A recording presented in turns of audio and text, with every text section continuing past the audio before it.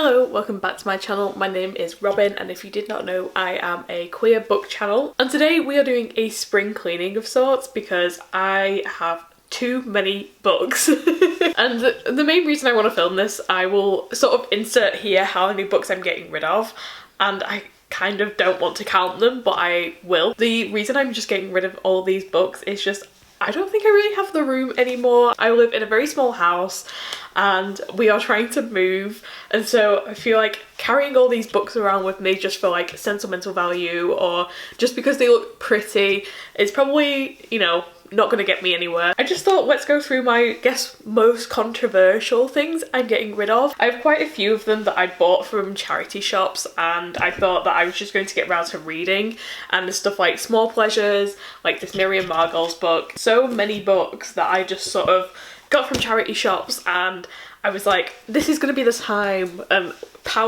this is gonna be the time that I read these and I will get round to it. But with every year there's more and more books that come out, and these just get further and further down to the bottom, and I just have to be realistic with myself and say I'm probably never gonna get round to reading these. One day in the very far future I may read them, but there's probably not a point to keeping on to books that I saw and thought this was cheap and I had some sort of interest in reading it. There are so many books I have that are like that. Okay, this is going to be the one that surprises the people the most, I think. I just realised I'm getting rid of all of my Illumicrate books and I just never got around to reading them, and that one, it kind of sucks because I love my Illumicrate books. Like, they are all very stunning. With Illumicrate, it's hit or miss with books for me, and usually the books that they include aren't really for me. I am a huge fantasy lover. I do absolutely adore the fantasy genre, but I just don't know what books Illumicrate were picking.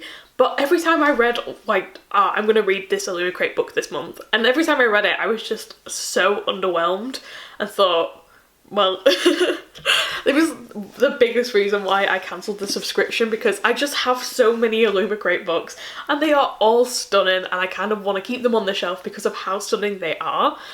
But every single one that I've read has all been terrible, and so it's just sort of put me off reading any books that I got from Illumicrate, and so I will just be getting rid of like my entire collection. So literally every Illumicrate book that I've had. I think I had my subscription for like a year, so they will all be going out the door because I don't have the room anymore, and keeping on to things because they're pretty is just, it's the out mindset, you know. In mindset is keeping things that you want to keep, and out is keeping things because you think they look pretty. And I do have like so many as well. I'm getting rid of so many like special editions. This is a Forbidden Planet signed edition of When Women Were Dragons, and I really enjoyed this book, but I think what I want to do with my collection is just keep books that really impacted me. Like, I want to keep the 5-star books. Even though I may not necessarily read them again, I want to keep them as sort of like in a like shrine of like, you were the guys that made it. So I have restacked my shelf that you see behind me in most videos, and I now also have a trolley full as well. So this trolley is completely full to the top, and my plan is with my trolley is to put in books that are high on my TBR list. And so we have things that I got for Christmas on here. I've got 2 that I'm in the middle of at the moment, so I've managed to clear this completely and hopefully bring some sort of system and like less chaos based system to my reading. All the books that I bought up in my worst books of 2023 list are going. My edition of Priory is going because I got a signed edition. I managed to get one from the Waterstones in London, and they sent one to me, so that was really cool, so I can get rid of my other Priory. I also am getting rid of a full Illumicrate box. I still have the entire box right here. Silver Song and Flame, this one, like I've never touched this box since opening it, and this was sort of like my final box where I opened it, and it sort of like stayed there for 2 weeks, and I was like, I don't even remember what was in that box. That was my final like, I should probably cancel my Illumicrate subscription. A copy of Crying in H Mart I'm getting rid of because I went to go and see Japanese Breakfast on tour, and so did my friend, and my friend picked me up a signed edition of that, so that's really cool. Cryer's War is a book that I consumed via audiobook. It was a really good book. I 4-starred it, but I will never read it again, so it just seems like a waste to have literally a brand new copy of Cryer's War, and I consumed it via audiobook instead.